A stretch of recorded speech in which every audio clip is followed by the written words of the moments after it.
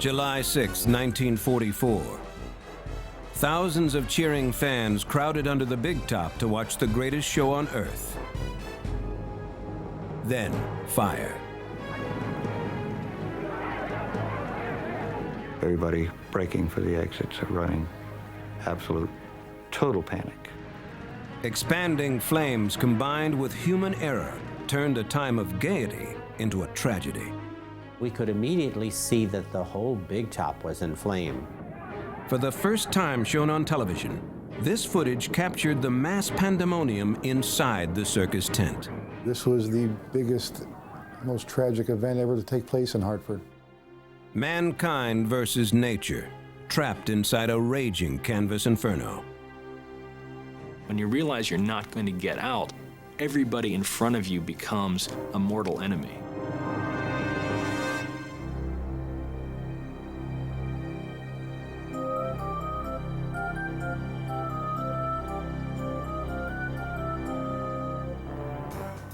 Hartford, Connecticut, during World War II. This city was not only known as the insurance capital of the world, it was a big part of the Allied war machinery, and the town was booming. In hundreds of peaceful towns, the main streets of America, thousands of small industries were fitted into the national war production plan.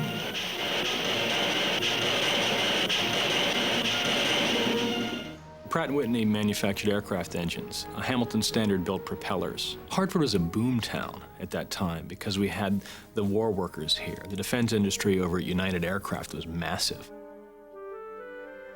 But in July 1944, the war effort took a backseat to lighter matters. The circus was coming to town. Before television was king, live entertainment reigned.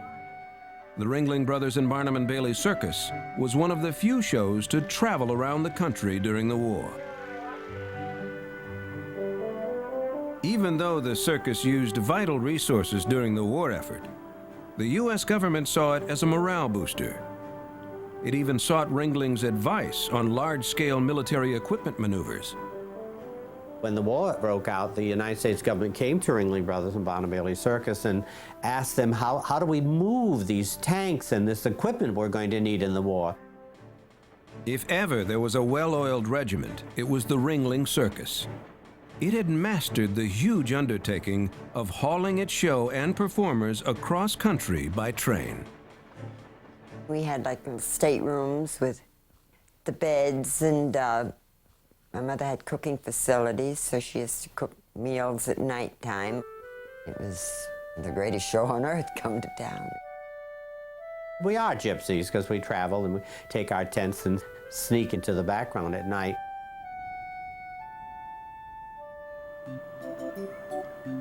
When the circus arrived in Hartford on the afternoon of July 5th, an amateur filmmaker captured these home movies. Residents, young and old, watched in wonder. It was an annual ritual, a rite of summer. Fans were filled with excitement after waiting an entire year for the greatest show on earth to return.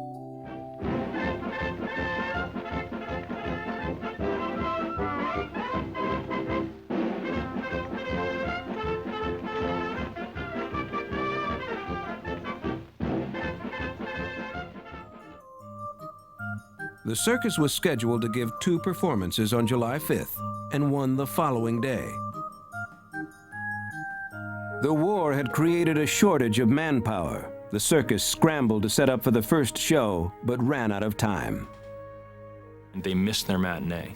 And blowing a show in circus lore is bad luck, terrible luck. So people had a bad feeling from the get-go in Hartford. The huge tent sprouted over an empty field north of downtown on Barber Street. At $1.20 apiece, grandstand seats were sold by the thousands. But patrons were unaware of a hidden danger within the big top itself. Circus workers had waterproofed the roof of the canvas tent with a highly flammable mixture of paraffin wax and gasoline. This method had been used by the circus for decades. it was cheaper than using less dangerous chemicals. There had been small tent fires in the past, but they had always been quickly extinguished.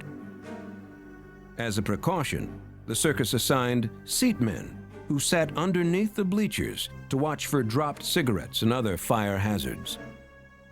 There were fire buckets with water in them underneath the grandstands and the bleachers. And they did carry fire extinguishers. But that day in Hartford, nobody set them out. This human error would help set the stage for a tragic struggle with the wrath of nature.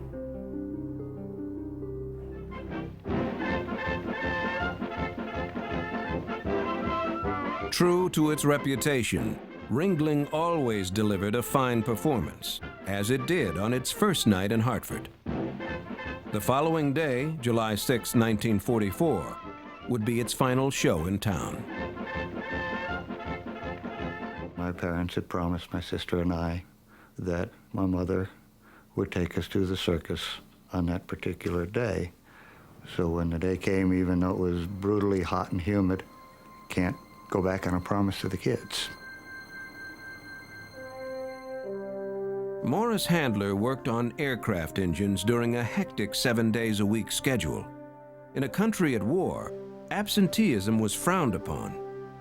But Morris arranged time off to attend the circus with his 4-year-old son.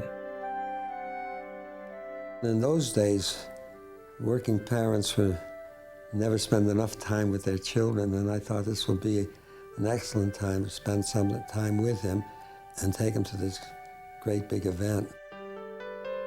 9-year-old Donald Cook traveled from neighboring Massachusetts to see the big show with his 8-year-old sister Eleanor and 7-year-old brother Edward. There was a lot of excitement. We go in the main entrance and find where our seats are because they are assigned seats from tickets. It was very, very hot in there, humidity and temperature. Eager audience members tried to keep cool in the sweltering 88-degree heat. They drank cola and freshly squeezed lemonade. The sweet smells of cotton candy and buttered popcorn filled the air. An estimated 9,000 people, mostly women and children, waited for the show to begin. Access to seats on the north side of the stage was obstructed by a long steel chute set up by the circus to bring the animals into the tent. To get to our seats, we went up the steps and back over and down the steps.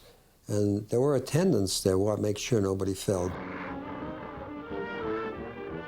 At 2:20 that afternoon, the band struck up a tune for the opening animal act. Emmett Kelly, perhaps the best-known clown in America, did his routine for the kids on the sidelines. I had been to a circus before, but I don't think I had ever been to the big one in the big top with the 3 rings under one tent. This was a circus which all circuses were paled by comparison.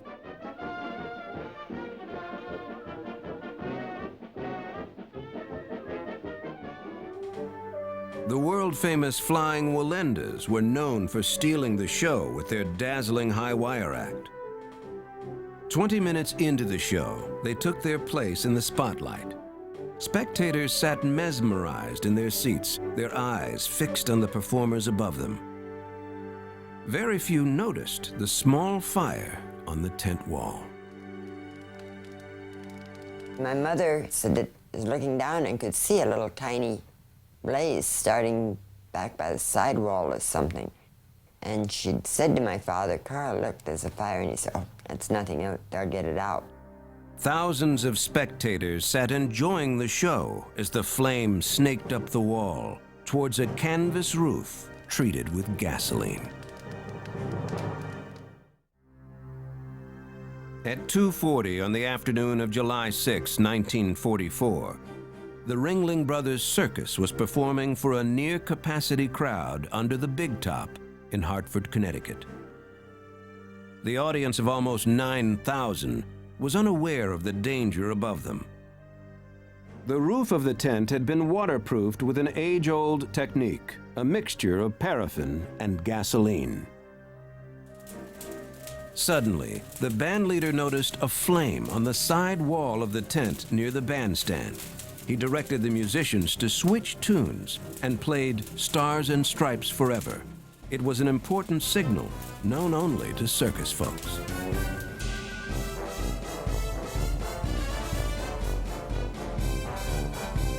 In the American circus, in an emergency, the band strikes up Stars and Stripes Forever. And then everybody knows there's a problem. The first people to do anything about it were some ushers that were standing over between the bleachers. They ran over and they grabbed the buckets that were underneath the southwest bleachers and threw the water on the fire itself, but it did nothing. The stubborn flame would not be snuffed out.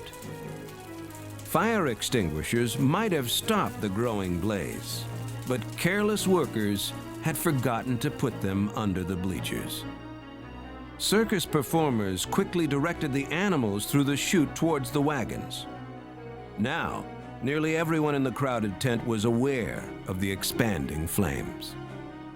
I saw right behind these people were the flames which had just come up the back wall of the tent. And by the time I looked, it was approaching the dividing line between the side wall and the tent roof. The fire made its way up to the roof of the big top.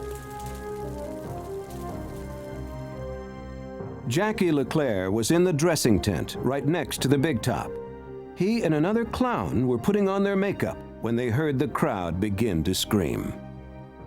And he reached down and picked up the side wall with his arm and lifted it up over his head, and we could immediately see that the whole big top was in flame. And then Pandemonium broke loose. Everybody breaking for the exits or running. Absolute, total panic. And being 7, you know, eye level to me was waist level to the people that I was amongst.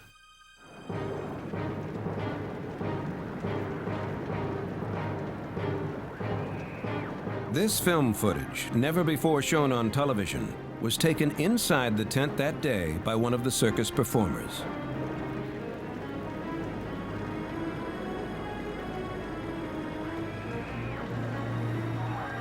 High above the ring, the flying Wallendas quickly climbed down from the high wire and pressed through the surging mob.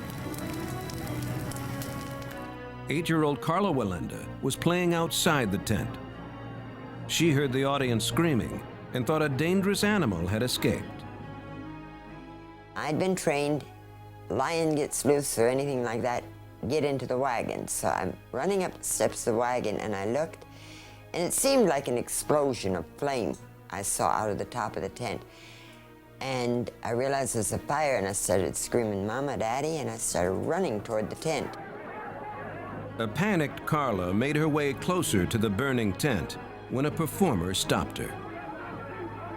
The lady from the riding act, she went after me and she was pulling me, and I'm fighting. I want to go find my mom and dad. And she finally slapped me real hard across the face. And finally my mother and father came out.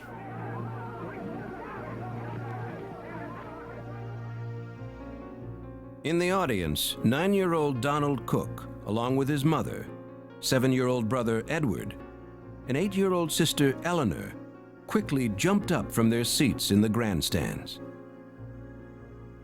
My mother took Edward, and I was going to take Eleanor, but then she ended up with Eleanor, went with her down the stairs, and then tried to get out the main gate, which everybody else was trying to get out. The terrified audience began to bottleneck at the bottom of the bleachers. The large crowd swallowed up Donald's mother and his siblings. He stood frozen on the top row of the grandstand. So just a mass of people trying to move, and I didn't think they were going anywhere. I looked back to see where my mother was, and of course didn't see her. Quick thinking saved Donald. He ran across the top bleachers, away from the flames. The fire was actually catching up with me. It was starting to spread towards where I was going, and then of course over the top of the tent. Donald then slipped under a loose section of tent flap. I got out into where the animal cages were that they kept them in when they went out performing. On the northeast side, the animal chute was too tall for many to climb over. It hemmed in hundreds of terrified people. More than half the people in that tent were children. So the parents, the guardians were trying to take care of the kids, and once that instinct of taking care of children kicks in, things can get vicious very quickly. When you realize you're not going to get out, everybody in front of you becomes a mortal enemy. The surging crowd shrieked in horror.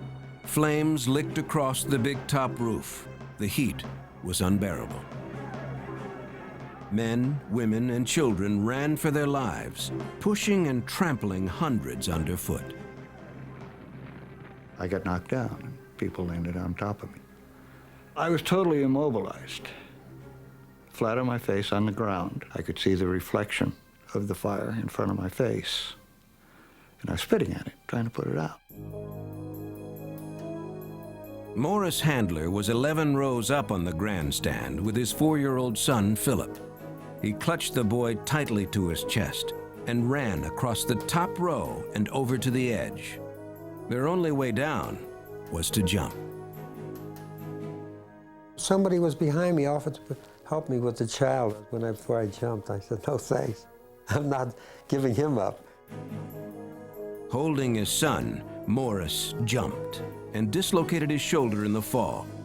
He managed to bring Philip to safety. They quickly moved away from the intense blaze. But hundreds were still fighting for their lives, desperately trying to escape the canvas inferno. Outside, Donald Cook waited nervously by the blazing big top for his mother, brother Edward, and sister Eleanor. One concerned couple acted as his guardian during the chaos outside the tent. They watched and waited for his missing family to emerge. Inside, the blaze was devouring the tent roof. The paraffin that the canvas had been treated with was aflame. Pieces began falling to the big top floor. It was raining fire on those still trapped inside. The paraffin would drop as a flaming liquid like Greek fire or napalm and then land on the people below. And it would burn on their skin. You couldn't put it out. It would simply burn until all the fuel was gone. The billowing smoke and intense flames rose into the sky. The town's fire alarm sounded, and the ladder trucks raced toward the scene. The blaze was consuming the tent before firemen could arrive to put it out. Outside the big top, Hartford residents watched helplessly as the giant support poles collapsed, pulling down the burning canvas, trapping hundreds underneath.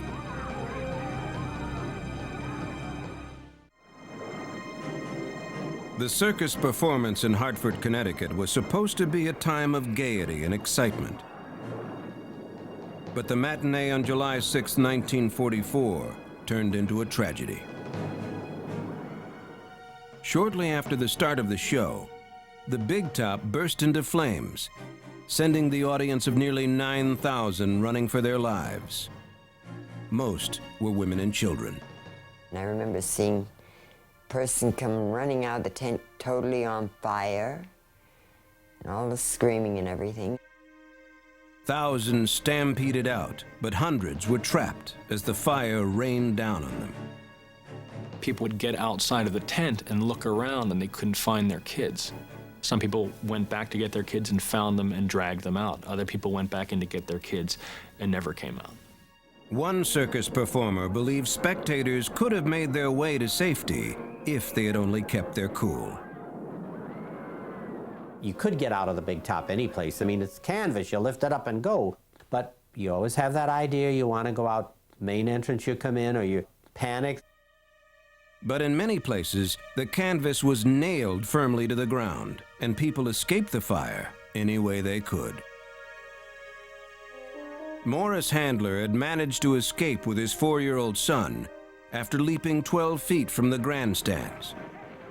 They quickly slipped out a nearby exit to safety.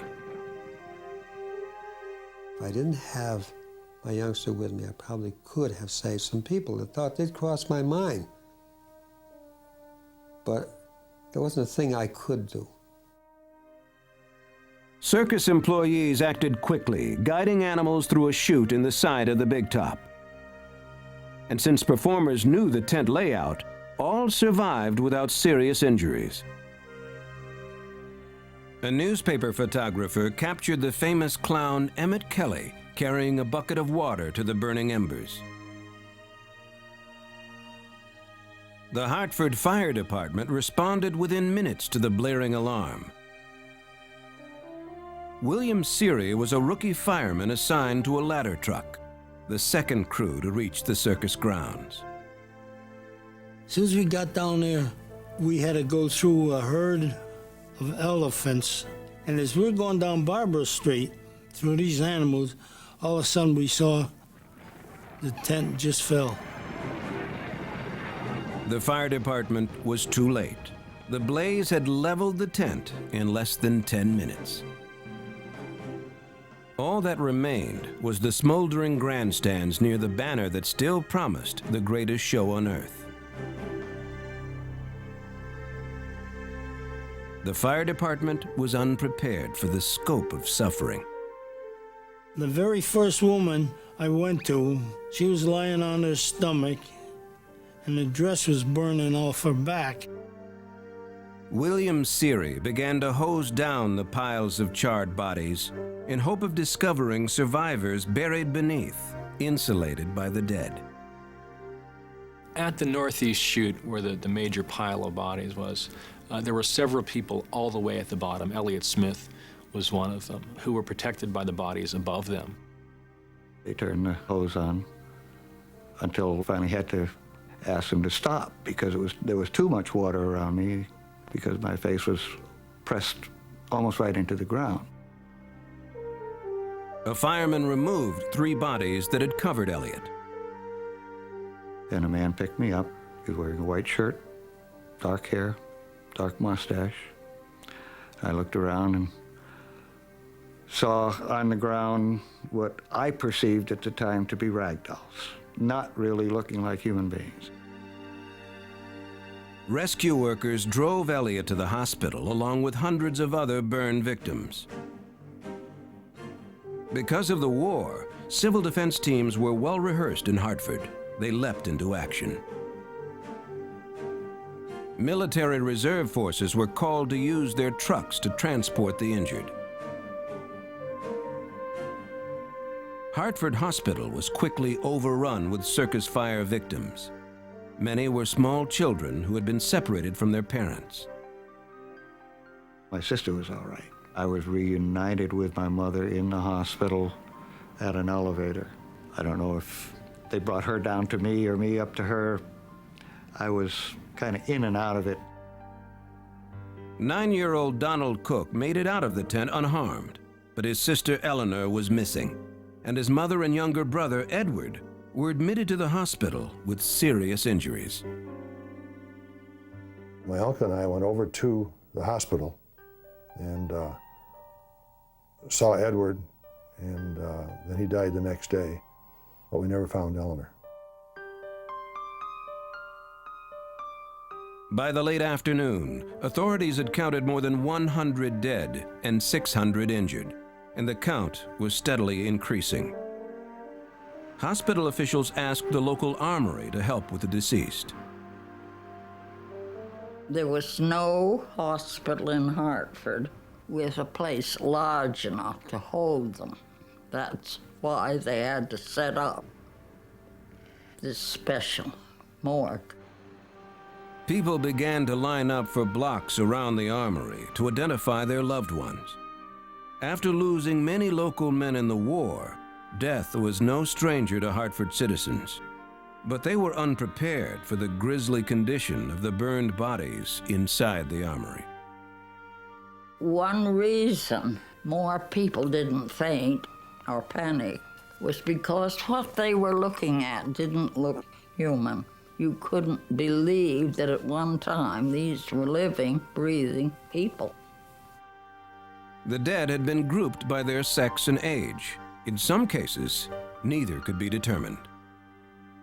So that the relatives didn't have to suffer the anxiety of seeing all these horribly burned bodies, the bodies in better shape were placed in the front rows. The silence is one thing I will never forget. You've heard the expression, as still as death. That is what that morgue was like. Absolute silence. 4 days after the fire, 6 bodies remained unclaimed. 5 had been so badly burned they could not be identified. The 6th was more mysterious. She was a little girl, no more than 8 years old. Other than a part of her face marked by soot, she was remarkably untouched by the fire. But no one identified her. She was known only by her morgue number, 1565. Authorities would search for her real name. She would live in the hearts and minds of Hartford residents for decades. But police had a more pressing job at hand, questioning circus officials to determine the cause of the deadly fire.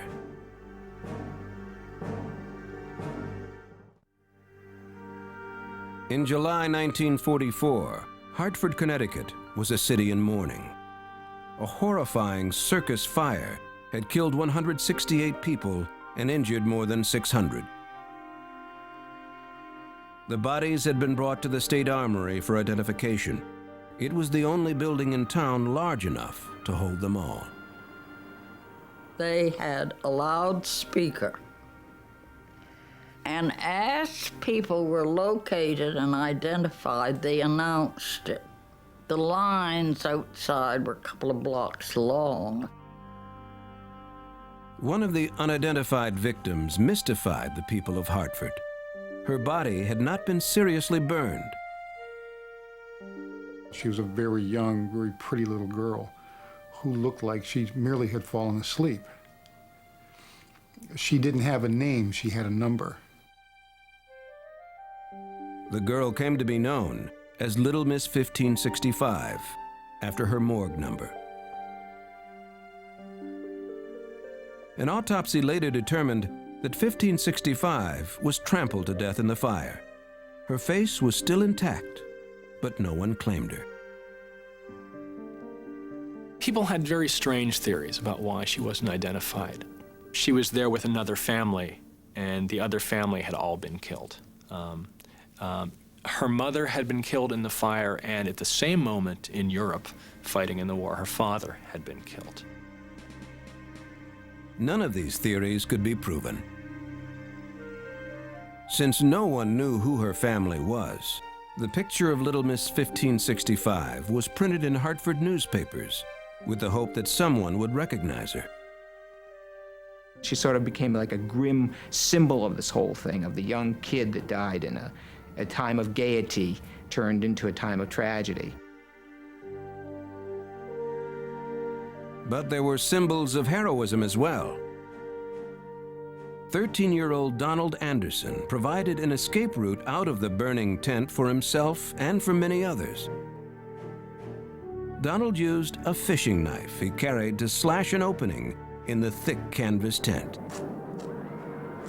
He insisted on taking a knife to the circus. His parents didn't want him. But he slashed with that knife. He saved hundreds of lives. Another hero saved the lives of many who were trapped against the animal chute that was too high for them to climb over. As William Curley lifted his 7-year-old son across the chute, he realized that others were in the same dilemma. He helped toss others over until a tent pole collapsed, killing him.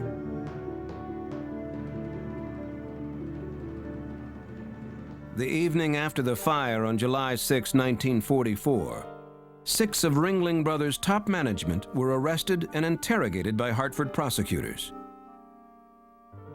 The cause of the blaze was under investigation. And as the grief of Hartford residents turned to anger, they found a target: the circus performers who were being held in town. They needed a scapegoat. I can remember them, the bus, what we call the ghillie, rocks being thrown at it as we went through the street. And the majority of the circus people were very much afraid to go to town. With the deaths of 168 people, Ringling performers began to realize the future of their show was in jeopardy. I remember my father turning to me and saying, "Jackie, I think you're going to have a very short career in show business." My father could not see how we'd ever come through this, because he knew it was a devastating disaster. Immediately after the fire, a lot of people for the circus said the show must go on. We'll be out on the road again. And the people of Hartford, the city, and the state said, "No, you're not going anywhere." And they kept them there on the Barber Street lot. The following day, circus officials appeared in court before a Hartford city judge. They threw themselves upon the mercy of the court, pleading no contest to charges of involuntary manslaughter. The judge sentenced 5 of them to serve 2 years or less in prison. In addition to the criminal charges against its officials, the circus faced a flood of civil lawsuits. It was chaos here in the legal community, in the court system. Everyone was bringing a lawsuit, and there was no way that the courts were going to be able to sort it all out. The fire almost brought down the curtain on the greatest show on earth. The Ringling Brothers insurance policy of $500,000 was not nearly enough to cover the $4 million in claims. But the state determined it was enough to release the circus from Hartford. The logic? All claims could not be paid if the circus went bankrupt. So Ringling Brothers was allowed to continue in business and pay out the rest of the claims from its profits. 9 days after the fire, the greatest show on earth prepared to leave Hartford. We salvaged everything. I mean, everything that wasn't burned, which wasn't much, but very important to us. And that was all put into wagons as well as could be. And we all went down to the train, and the circus was loaded. The circus pulled out of Hartford on July 15th. But the circus left behind several unanswered questions. What had been the cause of the fire that killed 168 people? And what was the true identity of Little Miss 1565? And why had no one claimed her? The fire at the Ringling Brothers Circus Show on July 6, 1944, left a terrible legacy to the people of Hartford, Connecticut, and to the people of the circus. Survivors sued Ringling and won a total of $4 million in damages. It would take the circus 6 years to pay them off. They paid every dime that they owed. We, as circus people, have always really felt that the true debt never could be paid. I mean, how can you pay for the loss of a life? Ringling Brothers did not abandon its big top tradition, but it faced new fire codes and laws about temporary structures. The next year they came out with a fireproof tent, and they played more shows than ever, and they made more money than ever. Though the circus survived and the people of Hartford moved on, mysteries remained after the fire.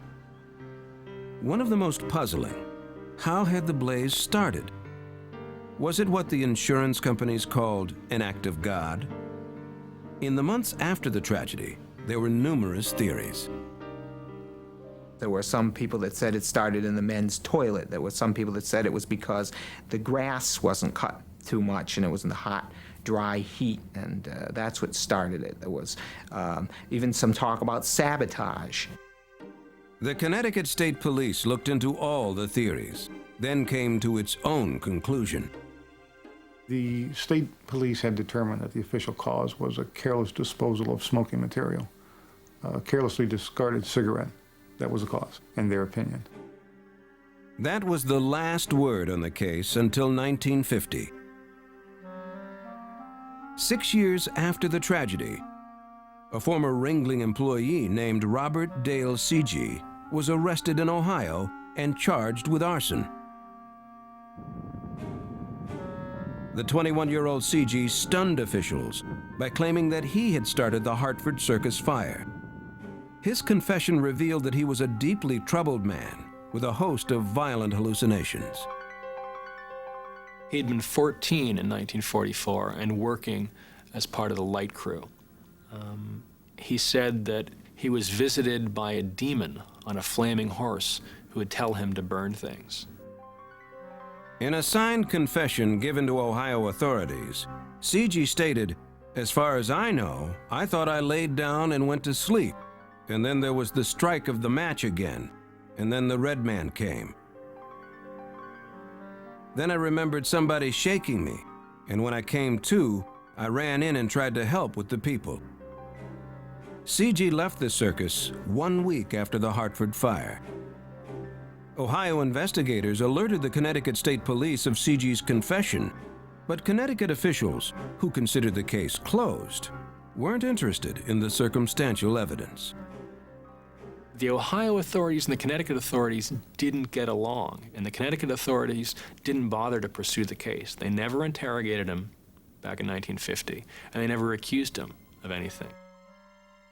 Hartford investigators concluded that the Cieri confession was insufficient evidence on which to reopen the case. Back in Ohio, Robert Cieri was placed into a mental institution where he later recanted his confession. Decades passed.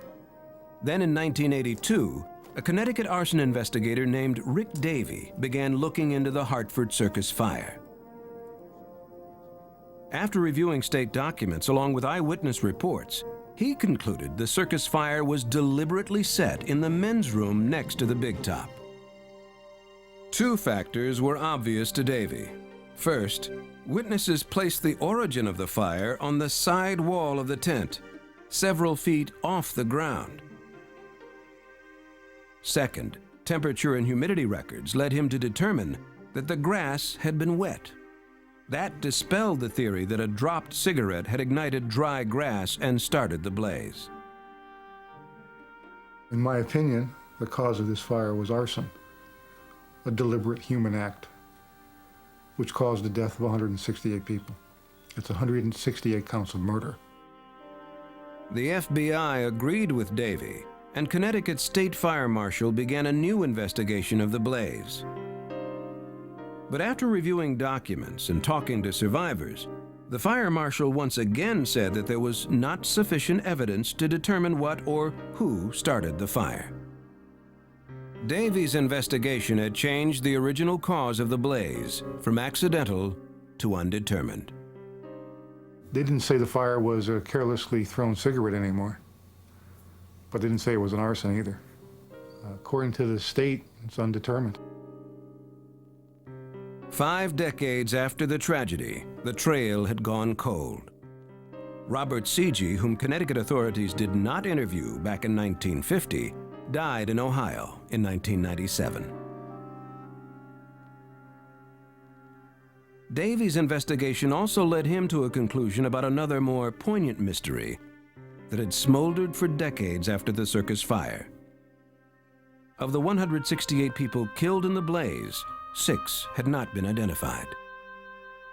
Those bodies that were unidentified were buried later in a mass ceremony at Northwood Cemetery, each of the 6 underneath their number, known but to God. The fire's most famous victim was one of those unknown dead, a young girl who became known as Little Miss 1565.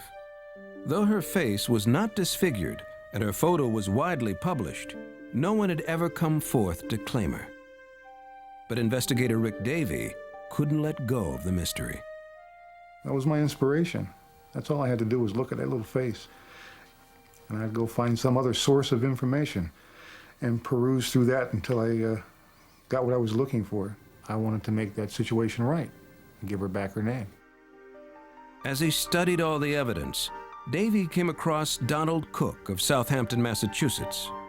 Donald had survived the circus fire as a 9-year-old, but his sister Eleanor and brother Edward were killed in the blaze. Eleanor's body was never found.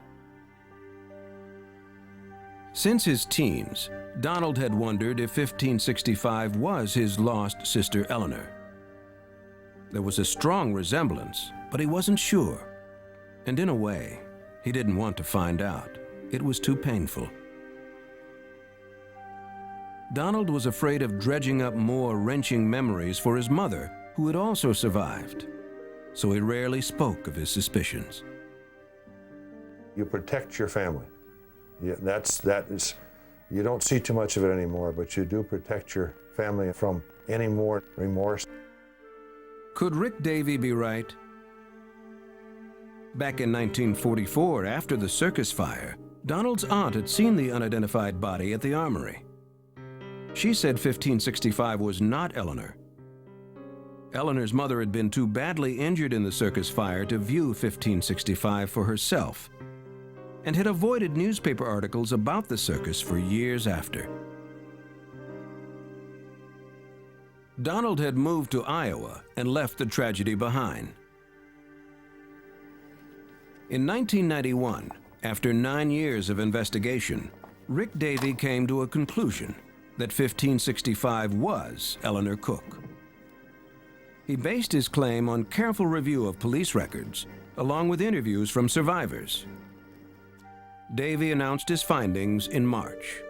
Little Miss 1565, who had remained a mystery for nearly half a century, was Eleanor Cook. But there are those who doubt Davey's conclusion. I don't think 1565 is Eleanor Cook.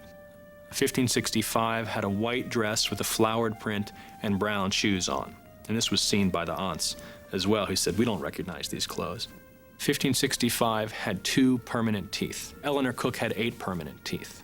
I think more likely Eleanor Cook is the shape and the age of 1503, which is another unidentified body. But the emotional need to bring closure to this final mystery overpowered any doubts Donald Cook might have had. Over the years, I knew that probably 1565 was my sister, Eleanor.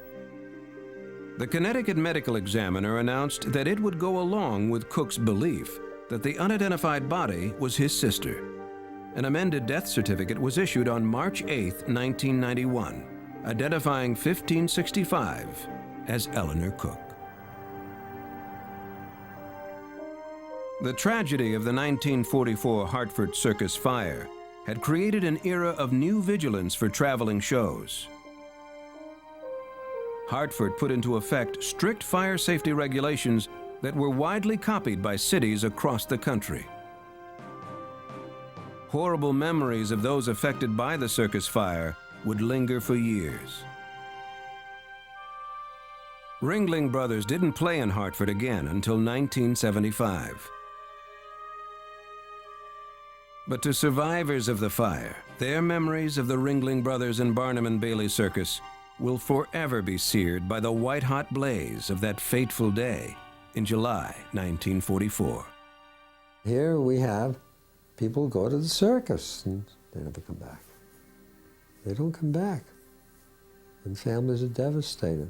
I mean, to this day, sometimes I get a nausea feeling and I can smell that horrible smell from these burned bodies. Every theater, every restaurant, every place I go, the first thing I look is, where's the fire exit? Everybody should really do that. Anyone who ever had any part in that fire will never forget it. Their lives are never the same.